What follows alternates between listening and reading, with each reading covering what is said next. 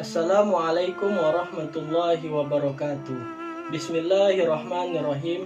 Alhamdulillahirabbil alamin. Wassalatu wassalamu ala asrofil anbiya'i wal mursalin Sayyidina wa maulana Muhammadin wa ala alihi wa sahbihi ajma'in. Subhanaka la ilma lana illa ma 'allamtana innaka antal alimul hakim. Rabbi israh li sadri wa yassir li amri wahlul 'uqdatam min lisani yafqahu qawli. La haula wala quwwata illa billahil aliyil azim. Perkenalkan, nama saya Ahmad Nur, NPM 17124137, mahasiswa semester 6 Fakultas Tarbiyah Institut Agama Islam Darussalam Martapura, untuk memenuhi tugas pemikiran ulama Banjar oleh Ibu Mardiah Agustina dengan membahas peta pemikiran Kiai Haji Muhammad Juhri.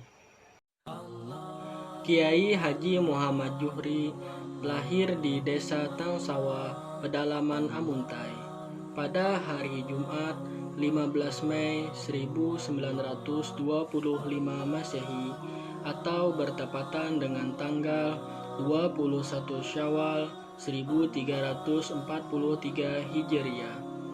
Pada masa kanak-kanak, beliau bersekolah di daerah Muara Tapus Amuntai. Namun, karena kebutuhan hidup, beliau ikut dengan orang tua merantau ke Banjarmasin dan akhirnya menetap di Desa Rumpiang, Kecamatan Alu-Alu, Kabupaten Banjar, Kalimantan Selatan. Kemudian peta pemikiran Kiai Haji Muhammad Juhri. Beliau adalah sosok ulama yang sangat cerdas dan banyak menguasai berbagai ilmu. Ilmu-ilmu yang beliau tekankan dalam pengajaran beliau, baik ketika di pengajaran beliau yang sifatnya formal maupun non-formal, adalah ilmu tasawuf, ilmu tauhid atau ilmu keimanan, ilmu fikih, dan ilmu kebahasaan.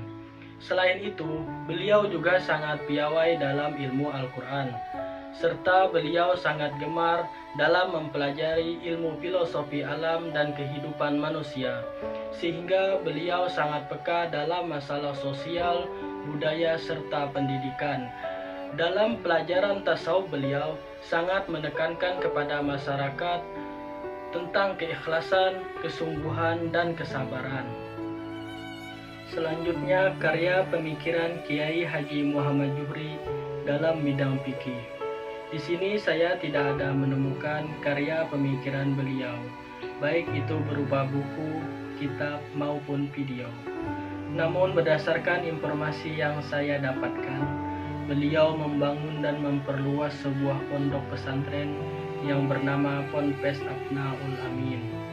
Dan juga beliau membangun sebuah sekolah di Desa Jambu Burung, yaitu Sekolah Pendidikan Guru Agama, yang sudah berubah namanya menjadi Madrasah Aliyah, serta masjid-masjid di berbagai daerah. Lanjut ke pembahasan selanjutnya, yaitu peta pemikiran bidang fikih Kiai Haji Muhammad Juhri bin Haji Abdullah. Beliau sangat menekankan keseimbangan antara ilmu fikih dan ilmu tasawuf.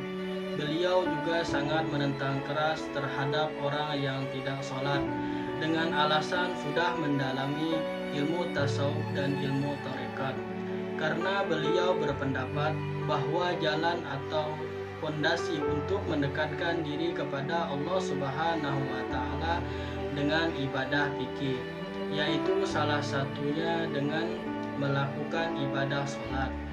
Dalam berbagai pendapat beliau tentang berbagai macam kasus seperti KB, haul, dan lain-lain, beliau lebih banyak menggunakan ra'yu atau qiyas dalam memahami Al-Quran, hadis, dan hukum-hukum syariat. Sehingga saya menyimpulkan bahwa beliau dalam menentukan suatu hukum fikih khususnya sangat memperhatikan kepada situasi dan kondisi pada saat itu dan daerah itu. Juga beliau sangat memandang kepada kemaslahatan ummah. Berikut ini adalah beberapa dokumentasi pemikiran bidang fikih beliau. Namun dalam berupa foto bangunan sekolah dan pondok pesantren, seperti yang saya tampilkan ini.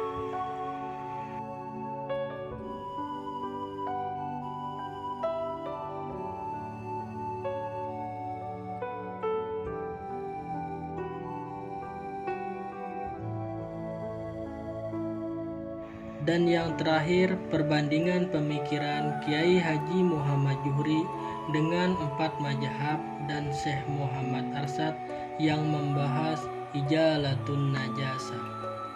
Menurut Kiai Haji Muhammad Zuhri, dengan menghilangkan air kencing anak laki-laki dengan mengepel kain kering lalu mengepelnya dengan kain basah sebanyak 3 kali. Menurut Syekh Muhammad Arsyad Al-Banjari, dengan tiada disyaratkan membasahinya, namun cukup memadailah dengan memercikkan air di atasnya, dengan sekira airnya lebih banyak daripada air kencingnya.